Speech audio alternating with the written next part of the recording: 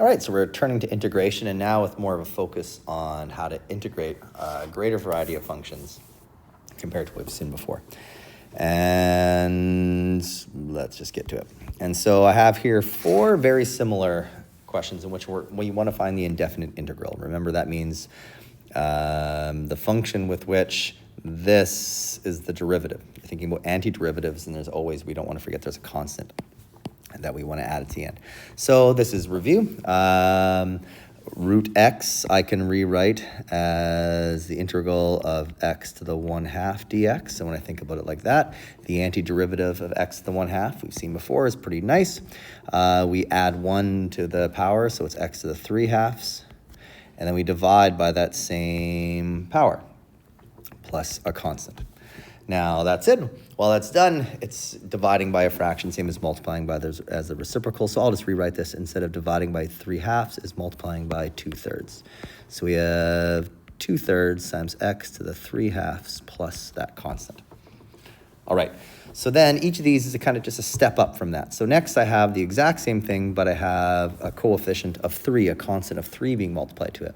Well, as we've seen, then that means the answer to this is going to be identical this, just times 3. So I can just take my previous answer and multiply it by 3. Again, coefficients that we can, or constants that we can work with are quite lovely. And so I get 3 times my answer from before, 2/3 x to the 3/2 plus that constant.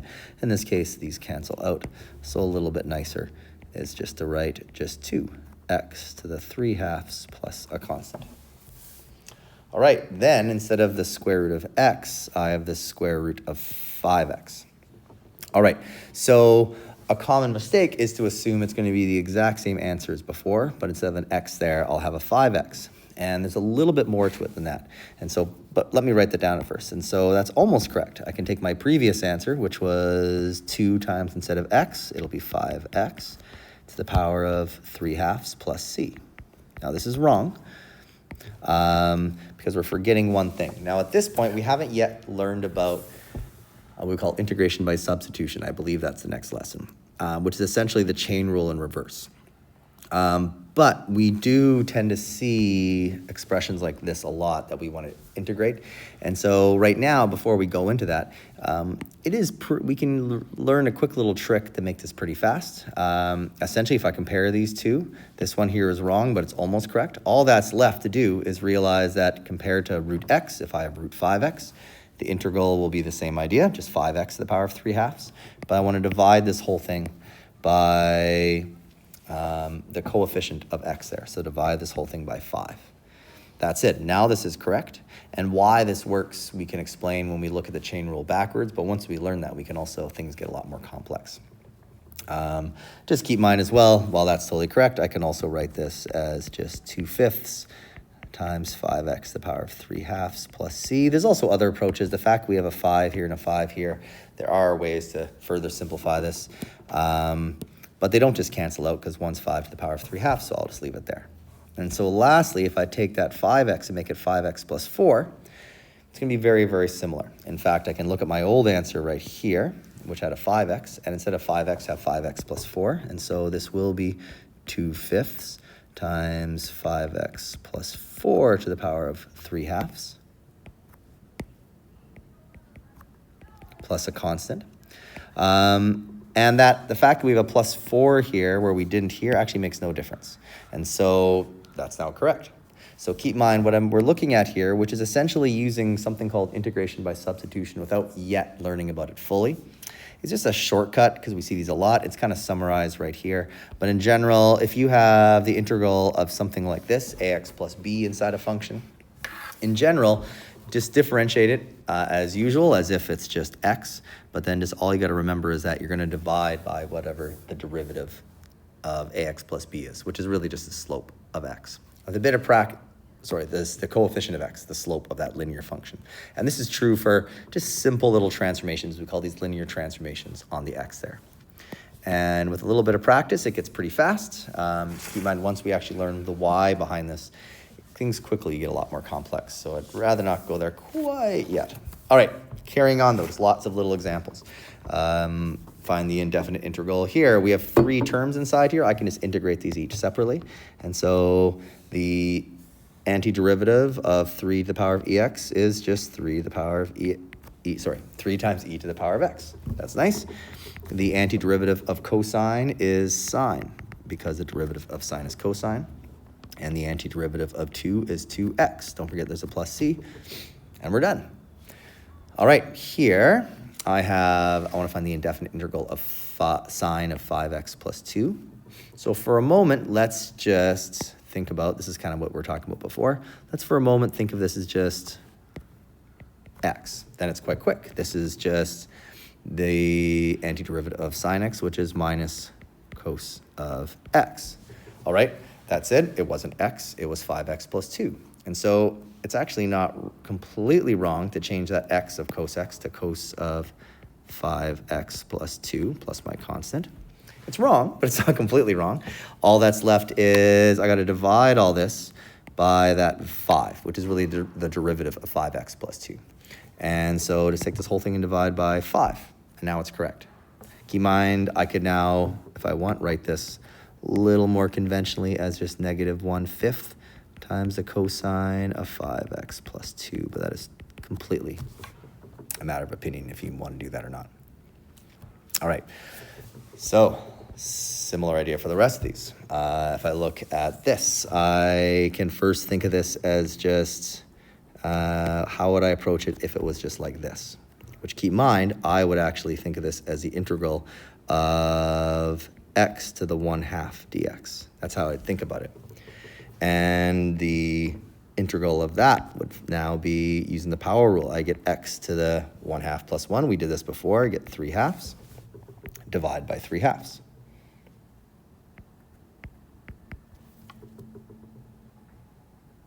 All right, that said, I'm wrong. And I apologize for anyone who's sitting there going, you're wrong. I am wrong. This is x to the negative 1/2. There we go. We didn't do it exactly before, which means when I add 1 to that negative 1/2, this is a positive half, and this is a power of a half right here. There we go. Now I'm correct. And if that was the question, we would just put a plus c here and we'd be done. Keep in mind, though, the question was actually this. So instead of an x here, I have 3. I'll rewrite this as 3 minus 5x, all to the power of negative 1/2. Which means when I add 1 to that power, I don't have x to the 1/2. I have 3 minus 5x to the power of 1/2 up here. I'm still dividing by a half, but also, if I look inside here, I have to focus on that coefficient of negative 5 in front of the x, and I want to divide this by that negative 5. So this is also being divided by negative 5. I'll just make that a little neater. Now it is correct. It's a bit needlessly messy, but it's correct. And so at this point, I'll just clean this up a little bit. Keep in mind, dividing by a half, same as multiplying by 2. So I'll write this as negative 2/5 as a coefficient here. You come back here. Right? Times 3 minus 5x to the power of 1/2 plus c. All good. If I want, I can alternatively write this as a radical. And maybe I will, just because the question gave me a radical at first. So I can also write it like this. Right. Keep in mind again, that is the same as that. And multiplying by negative 2/5 is a lot nicer than dividing by a half times negative 5. All right, over here, just keep in mind, this here is the same as the integral of 4x minus 5 to the power of negative 1 dx. Well, that really brings me back to the natural logarithm. And remember, the antiderivative, or the indefinite integral of x to the negative 1 is the same as the indefinite integral of 1 over x, which is the ln of the absolute value of x. Remember, you can't have a negative value inside a natural or any logarithm, and so by putting absolute value around it, we take into account that you can have negatives here and here, you can't have negatives here. And so that absolute value just takes that into account and makes it correct. And so looking at this, I have 1 over 4x minus 5, or 4x minus 5 to the power of negative 1, which means the indefinite integral is going to be the natural logarithm of the absolute value of 4x minus 5, plus a constant. But divided by, again, that 4 in front of the x, which is the derivative of 4x minus 5. And again, as usual, I can write this as 1/4 times the natural logarithm of 4x minus 5 plus c. Keep in mind, if we knew, for example, that x here was always going to be a positive number, then we wouldn't need those absolute value. I don't know what x is, so it is safest to put the absolute value in. All right, here we got a couple of expressions with a base of e, so I can differentiate these separately. So first, the antiderivative of e to the negative 2x is e to the negative 2x, but divide by negative 2. And then after that, minus, there is no variable here, so this is a constant. And so just like we saw up here, when I added 2, the antiderivative was 2x. Here I'm subtracting e to the negative 3/2, so it's minus e to the negative 3/2 x plus my constant. And so just to clean this up a bit, I'll just write this first term as negative 1/2 times e to the negative 2x, take away everything else as is. All right, easy to miss that term I've highlighted there is a constant. And a constant term is really easy to integrate. All right, lastly right here, I'll look at each of these terms separately. So keep in mind, actually before I do this, I'll think of this as the indefinite integral of 2 times x to the negative 1 plus x to the negative 3 minus 4x to the power of 3 dx. That there is equivalent and more direct to integrate using the power rule in reverse. And so the indefinite integral then I get for 2 times x to the negative 1, well, that brings me back to the natural logarithm. Notice if you just add 1 to here, you get a 0, and then you divide by 0. So that gives you a sense that we can't just do that. So this is going to be the same as 2 times the natural logarithm of the absolute value of x. That brings us here, and the rest should be pretty fast. Here, I can just use the power rule in reverse. So plus, I have x to the negative 2 divided by negative 2. And then over here, the most straightforward one, I can just write this as minus 4 times x to the power 4 divided by 4, and plus my constant. And so just to tidy this up, I have 2 times the natural logarithm of the absolute value of x. I'll write this as minus 1/2 x to the negative 2 minus x to the power of 4 plus that constant. All right, so it's a wide variety of integrating.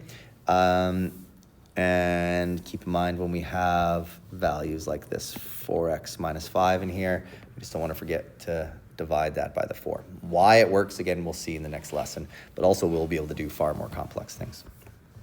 And so lastly, I don't know if this looks hard. It's actually, I think, easier than a lot of these other questions. But I have the indefinite integral of 3 over 5 minus 4x dx equals a times the natural logarithm of the absolute value of 5 minus 4x plus c. What's a? Really, I just want to integrate this and see what constant I get. So we've done this sort of stuff lots, and so let me first realize that this here, I'm going to rewrite this as 3 times 1 over 5 minus 4x dx. And that just makes it clear that this 3 we see here is a coefficient that I can just kind of ignore for a moment and focus on this part. So when I integrate 1 over 5 minus 4x, that's going to come back to the natural logarithm. So I'll have 3 times the natural logarithm of the absolute value of 5 minus 4x. But all of that has to be divided by the coefficient of x here, which is the negative 4. And so I divide this by negative 4 plus my constant. And tidy this up a bit. Already I can see actually how my a is relating to here. And that's pretty much it. So especially if I just tidy this up a little bit more and write it as negative 3/4 times the natural logarithm of 5 minus 4x plus c, I can see, yep, that there is in the exact form as what we want. So a equals negative 3/4. or negative 0.75, whatever makes you happy. And I'm happy that I'm done.